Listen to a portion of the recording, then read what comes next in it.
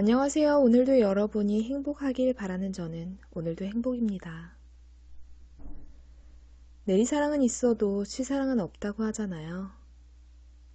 그 내리사랑 중에서도 부모가 자식에게 주는 사랑, 또 그 중에서도 엄마가 자식을 사랑하는 마음은 사랑 중에 제일이라고 생각합니다.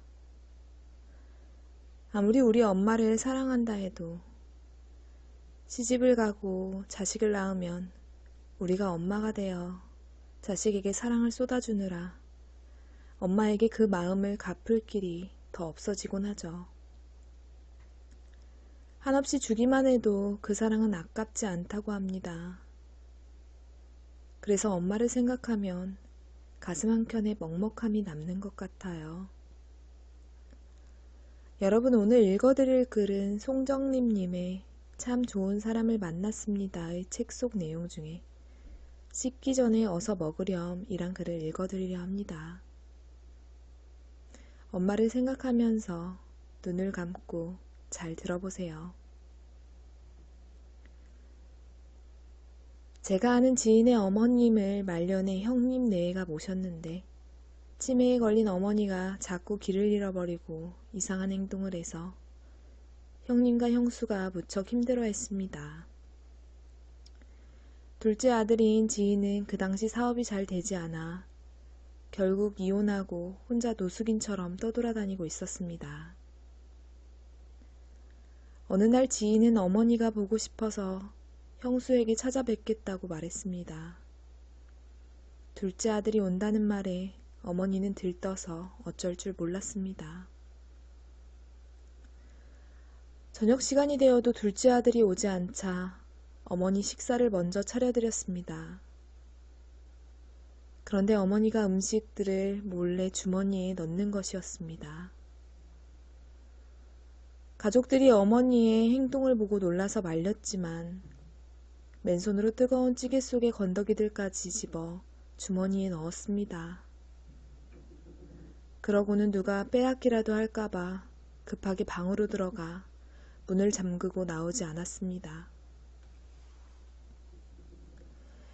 밤이 되어서야 둘째 아들이 왔고 어머니 좋았습니다. 둘째 아들의 인사를 듣고서야 어머니는 방문을 열었습니다. 어머니는 주머니에서 온통 한데 뒤섞인 음식들을 둘째 아들에게 꺼내놓으며 말했습니다. 아가, 배고프지? 식기 전에 어서 먹으렴. 어머니의 손엔 뜨거운 찌개를 주머니에 넣느라 여기저기 물집이 잡혀 있었습니다. 아들은 명치 끝이 찌르듯 아파서 아무 말도 못한 채 어머니를 안았습니다.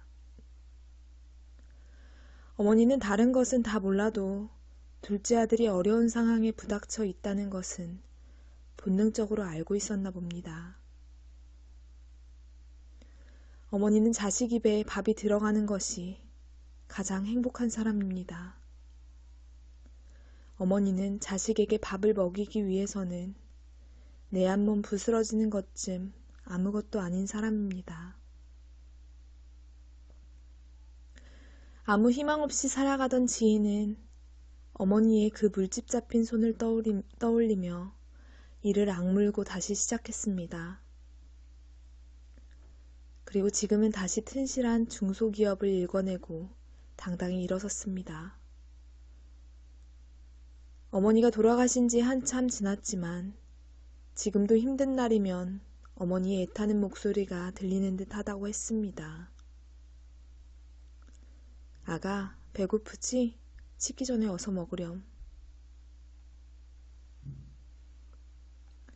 사실 이 글을 처음 읽을 때 저도 모르게 눈물이 났었습니다. 그래서 꼭 이 글을 여러분께도 읽어드려야겠다는 생각을 했어요. 지금 이 순간 효도를 하는 딸이나 아들이어도 속썩이는 아픈 손가락으로의 딸이나 아들이어도 엄마라는 의미는 표현을 못해서 그렇지 세상 그 어떤 의미보다 클 것이라 생각합니다. 바쁘다고 엄마에게 소홀했다면 오늘 당장 전화로 안부를 전해보세요. 그리고 엄마가 이 세상에 안 계셔서 먹먹하시다면 엄마의 좋은 추억을 생각하며 마음으로 이야기를 나눠보심이 어떨런지요. 하늘에서라도 엄마는 자식 이야기라면 가장 반갑게 들어주실 거예요. 오늘은 여기까지입니다. 이 글을 통해서 오늘도 여러분이 행복해지시길 바랍니다. 감사합니다.